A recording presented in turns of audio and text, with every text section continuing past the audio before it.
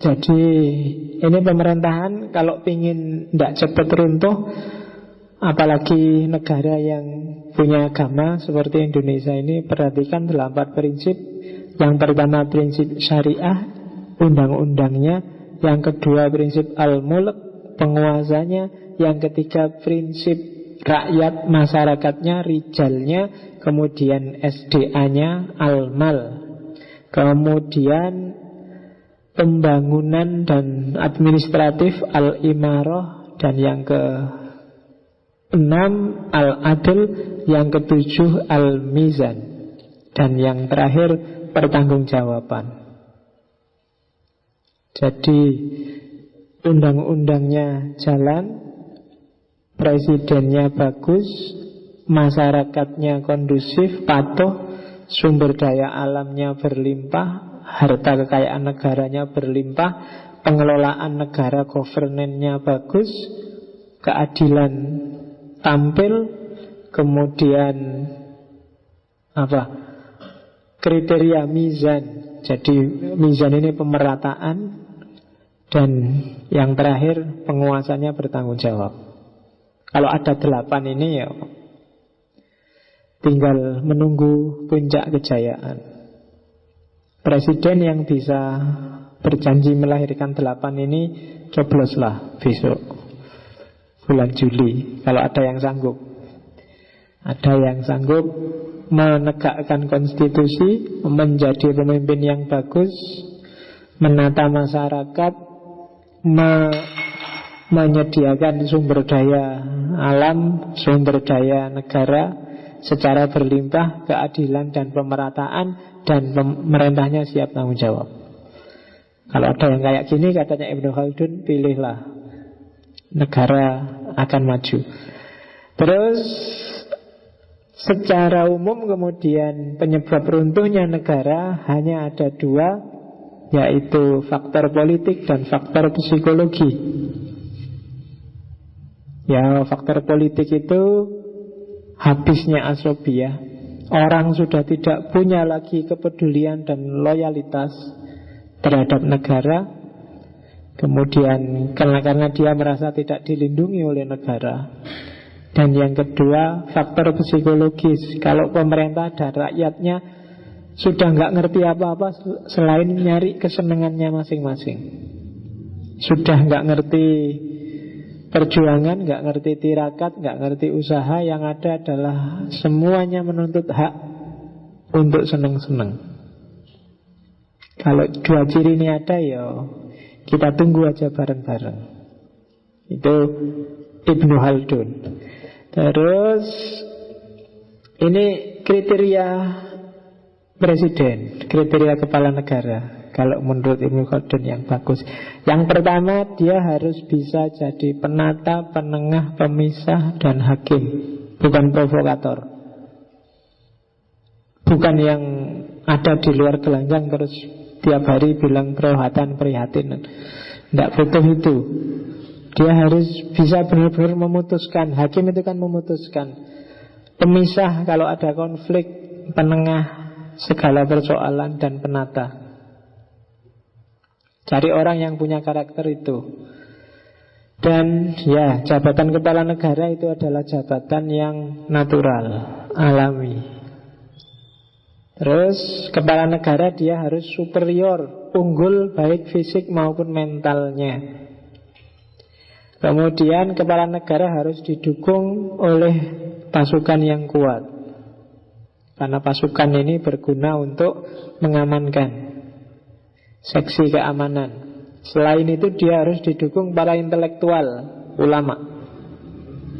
Secara pribadi dia harus berilmu, adil, mampu, sehat, dan dari keluarga terhormat.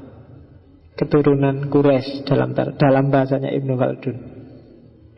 Jadi jangan salah, keluarga ya penting. Jadi kalau kemarin ada kampanye, tidak usah lihat keluarga, ya penting. Coba dilihat keluarga, karena saya bilang tadi setting itu menentukan karakter. Seperti apa sih masa lalunya itu menentukan. Kalau para ulama dulu menyebutnya ya harus keturunan Quraisy. Maksudnya keturunan dari keluarga yang terhormat, bukan keluarga yang rusak. Oke, terus ada beberapa yang menarik dari Ibnu Khaldun. Kalau dalam cermatan saya, yang pertama adalah kalau bagi Ibnu Khaldun, ulama yang sejati itu pasti dia jauh dari politik. Tidak mungkin ada ulama kok seneng politik. Kalau ada ulama seneng politik, itu perlu dipertanyakan intelektualitasnya. Ulama bukan cuma kiai loh ya. Ulama itu intelektual, cendekiawan, filosof. Ini agak antitesis dengan yang kemarin-kemarin. Mahasiswa itu sebenarnya juga kelompok intelektual. Kalau bagi Ibnu Khaldun harusnya nggak suka politik. Karena sangat jauh berbeda dunia intelektualitas dengan dunia politik. Intelektualitas itu dunia ideal. Kalau politik itu dunia yang pragmatis. Politik itu ngurusi detail kecil-kecil. Kalau intelek itu ngurusi hal-hal besar yang kuliah dan amah. Intelektual yang sejati nggak akan suka dengan politik. Karena politik itu trik dan pragmatis. Jadi teknik. Kalau intelektual itu kan ngurusi ideal, ngurusi yang universal, yang besar-besar, ngurusi yang umum-umum. Begitu intelektual masuk ke politik, pasti kacau. Kenapa? Bukan bidangnya. Jadi ulama jangan jadi politikus. Kamu yang mahasiswa, yang intelek jangan jadi politikus. Yang dosen, yang guru, yang harusnya jangan jadi politikus. Bukan bidangnya. Kamu turun derajat sebenarnya. Karena politik itu dunia teknis, dunia beres-beres, tata-tata, pembantu rumah tangga. Kalau ilmuwan, intelek, ini dunia yang ngatur, dunia ideal. Oke, kebalikannya, harusnya kalau menurut Ibnu Khaldun secara psikologis, yang harusnya masuk ke dunia politik adalah orang awam, orang biasa, bukan orang unggulan. Jadi kenapa harus orang awam? Orang awam itu orang yang pikirannya bisa fokus pada hal-hal yang kecil. Beda sama intelektual. Intelektual itu biasanya mengabaikan hal yang kecil untuk berpikir hal-hal yang besar. Padahal politik itu butuh orang yang ngurusi hal-hal yang kecil, bukan hal-hal yang besar, yang teknis, yang operatif. Jadi kalau kalian pengen jadi politikus, malah kalau pakai Ibnu Khaldun jangan kuliah, ngapain kuliah? Malah di sini ada fakultas ilmu politik. Nah itu malah agak itu ya. Ilmu politik berarti tidak melahirkan politikus, tapi orang yang ahli bidang politik. Itu loh. Dia levelnya intelektual. Jadi milih caleg itu carilah yang awam. Jadi kalau ada caleg-caleg, jangan milih yang dokter, profesor, DRS, intelektual itu. Pasti nggak bidangnya, mesti kacau. Jadi cari yang, kan ada tukang becak nyalek, ada itu biasanya lebih fokus dia. Itu loh, tukang becak. Terus artis, nah, artis asal ngurusi dunia keartisan kan dia akan fokus di situ, teknis keartisan. Jadi, itu teorinya Ibnu Khaldun. Silahkan kamu dalami lagi. Kenapa kok dia lebih prefer yang awam, lebih layak jadi politikus. Jadi bukan yang ahli, apalagi yang militer, apalagi yang intelek, apalagi yang golek wong biasa-biasa aja. Karena ini butuh orang yang, itu loh kalau istilahnya, orang yang berenang di samudra. Yang kalau orang awam itu kan fokusnya ya kalau renang, ya renang aja, biar caranya cepet nyampe di pantai kan gitu. Tapi kalau orang pintar kan pikirannya bisa macam-macam. Bisa sambil renang lihat ikan, wah ikan ini kira-kira makhluk Tuhan yang langsung pikirannya tahu. Tapi kalau awam itu nggak iso mikir apa-apa, pokoknya bicaranya selamat, segera nyampe ke pelabuhan, segera selamat, kan gitu aja. Nggak terlalu banyak pikiran. Dan dunia politik cocok untuk orang-orang seperti itu, bukan orang yang pikiran itu. Kalau terlalu banyak pikiran kayak kaum intelektual, ya akan tidak ada kerja politik. Yang ada rapat-rapat dan debat. Kalau isinya cuma rapat dan debat, ya negara ini nggak kopen. Akhirnya kamu bayari orang untuk rapat dan debat. Ngapain? Tuh loh, duitmu kamu bayari pada DPR hanya untuk rapat dan debat. Cari yang praktis. Nah, orang-orang awam, orang biasa. Oke. Terus ada yang menarik dari Ibnu Khaldun juga menurut saya, perilaku bangsa yang kalah. Biasanya orang kalah itu suka niru bangsa yang menang. Kayak orang timur yang mengidolakan barat. Itu sebenarnya mentalitas orang kalah. Jadi karena kalah kan kamu lihat pokoknya naik barat itu mau ngapa-ngapain pantas saja. Tapi kalau orang Indonesia nggak pantas. Kamu lihat Lady Gaga pakai baju aneh-aneh, bagi kamu kan kok pantas ya, enggak apa-apa. Tapi begitu ada artis Indonesia aneh-aneh kan kamu alah apa lebay, kan kamu mesti gitu. Tapi kalau ke barat kan kamu nggak berani bilang lebay. Kenapa? Mentalitasnya orang kalah. Karena yang ngalahkan kamu itu selalu kamu anggap sempurna, selalu kamu anggap bagus. Dan dirimu sendiri yang kalah, dan levelmu selalu kamu anggap di bawahnya. Sama-sama melakukan hal yang sama, kamu tetap menganggap barat lebih bagus. Itu kenapa perilakunya bangsa yang kalah. Kalau zaman dulu, zaman Islam jaya, hal yang terjadi kebalikannya, barat yang niru Islam. Jadi banyak sekali tren di dunia Islam dijiplak oleh barat. Sekarang kebalikannya, tren di dunia barat kita jiplak. Kenapa? Sekarang kita yang kalah. Nah, itu hukum sosial kesekian yang dikeluarkan oleh Ibnu Khaldun. Terus teori profesionalisme dan spesialisasi. Nah, ini kan cirinya modernitas. Ibnu Khaldun sudah banyak ngomong ini. Jadi orang itu harusnya profesional. Nggak mungkin orang bisa multi profesi, orang bisa multi talent, multi ilmu. Kalau katanya Ibnu Khaldun, pasti ada salah satu yang menonjol. Bahwa kamu mungkin ngerti banyak ilmu, tapi pasti ada yang kamu yang menonjol sekali, yang harusnya disitulah profesimu. Nggak mungkin orang bisa punya double profesi, nggak mungkin orang punya double talent. Secanggih-canggihnya kamu. Nah, itu profesionalisme. Ini nanti yang dijiplak oleh barat.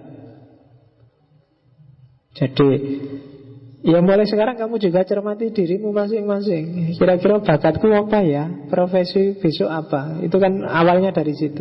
Keahlianku harusnya apa? Ya di kampus kamu dikasih banyak mata kuliah, tapi dari sekian banyak itu pilihlah salah satu. Nggak harus nilai A semua lah. Yang nggak kamu pilih nilainya B, C nggak apa-apa. Tapi yang kamu pilih tadi dia harus A, karena kamu pengen expert di situ. Itulah profesionalitas. Jadi menurut saya daripada IPM 4 tapi podo-podo kabeh, itu mending 3 lah tapi ada satu yang A terus. Misalnya bidang filsafat Islam A terus, karena saya pengen ahli di filsafat Islam, Pak. Nah, kayak gitu. Bidang apa kamu harus A terus, karena kamu pengen expert di situ. Itulah profesional. Jangan jadi generalis. Kalau pakai nasihatnya Ibnu Khaldun. Kenapa generalis itu nggak laku kalau hari ini? Karena hari ini adalah zaman spesialis. Dokter umum itu bayarnya lebih murah daripada kamu ke dokter spesial. Semakin spesial dokter semakin mahal. Kalau kamu sakit mata ke dokter umum paling 5.000, 3.000 di puskesmas. Tapi kamu ke dokter mata itu bisa 250.000. Jaraknya jauh. Apalagi dokter spesialis mata kiri, wah tambah mahal lagi itu. Jadi kalau sakit mata kiri apa kanan? Ya kiri. Nah, cari dokter spesialis mata kiri. Hari ini zaman spesialis. Yo, Jadi kayak gini loh, kalau misalnya kamu saya pengen ahli di bidang filsafat Islam Pak. Kalau kamu expert di situ aja dan gak banyak orang cepat ingat kamu. Ayo kita bikin seminar tentang filsafat Islam. Coba ya pembicaranya ya. Kalian langsung ingat, temanku itu dia ahli filsafat Islam. Kan ingatnya cepat. Tapi kalau kamu generalis, kamu diingatnya belakangan. Meskipun kamu pinter, temanmu mesti filsafat Islam. Ini dia tidak bisa sedang acara-acara, terpaksa dia ajalah, dia apa-apa bisa kok. Mesti gitu. Generalis itu pilihan terakhir. Maka biar kamu pilihan pertama, jadilah spesialis. Itu teorinya Ibnu Khaldun. Oke, terakhir muka-mukaddimah ada kalimat bagus. He who find a new path is a pathfinder, even if the trail has to be found again by others. And he who walks far ahead of his contemporaries is a leader, even though centuries pass before he is recognized as such. Jadi ia yang menemukan jalan baru adalah seorang pelopor, seorang perintis. Meskipun jejak-jejaknya harus ditemukan lagi oleh orang lain. Dan ia yang berjalan di depan orang lain adalah pemimpin. Meskipun lewat berabad-abad sebelum dia diakui sebagai pemimpin. Maksudnya apa? Kalau kamu kreatif, menemukan hal yang baru, maka kamu adalah seorang pelopor. Meskipun temuanmu nanti mungkin gak sempurna, akan disempurnakan orang lain, tapi pelopornya tetap kamu. Jadi kreatiflah. Yang kedua, kalau kamu ada di depan orang lain, maka sebenarnya kamu adalah pemimpin. Meskipun gak ada satu orang pun yang ngakui kamu sampai berabad-abad. Tapi kalau kamu ada di depan mereka, berarti kamu pemimpin. Kamulah leader yang diikuti oleh mereka. Karena follower itu kan mesti di belakang. Jadi untuk bisa di depan mereka, jalannya ya tadi, kamu harus menemukan new path. Kamu harus kreatif, punya ide baru, punya gagasan baru. Meskipun nanti orang tidak ngakuin kamu, orang menyisihkan kamu, atau orang menyempurnakan temuanmu, tapi kamulah sang pelopor itu. Dan ini ditaruh di belakang di bukunya Ibnu Khaldun, karena di dalam hidupnya dia banyak mengalami diskriminasi, beberapa kali di penjara, dituduh, difitnah, dan digelapkan karyanya. Tapi bagi dia yang penting aku punya karya, maka aku pelopor. Dan beneran kan pada akhirnya dia pelopor banyak sekali disiplin ilmu yang dikenal oleh orang modern. Dia pelopor sosiologi, dia pelopor filsafat sosial, dia pelopor historiografi, demografi, dan macam-macam. Meskipun banyak orang Islam tidak kenal dan menyisihkan dia, toh pada akhirnya ada yang ngangkat lagi. Jadi kalau kamu pakai kata mutiara ini, berkaryalah, tidak akan sia-sia karyamu. Di level apapun, termasuk di levelmu sekarang. Jangan menunggu besok Pak kalau sudah pinter, besok Pak kalau sudah lulus. Enggak, kalau pengen berkarya sekarang. Ya sesuai levelmu. Karena kalau enggak kamu mulai sekarang, kapan lagi? Betul loh. Berat kalau kamu mulai besok-besok. Semakin lama urusanmu akan semakin banyak. Kalau kamu selalu cari argumen pemaaf bahwa belum pinter, ya kamu tidak akan jalan, tidak akan jadi sampai besok.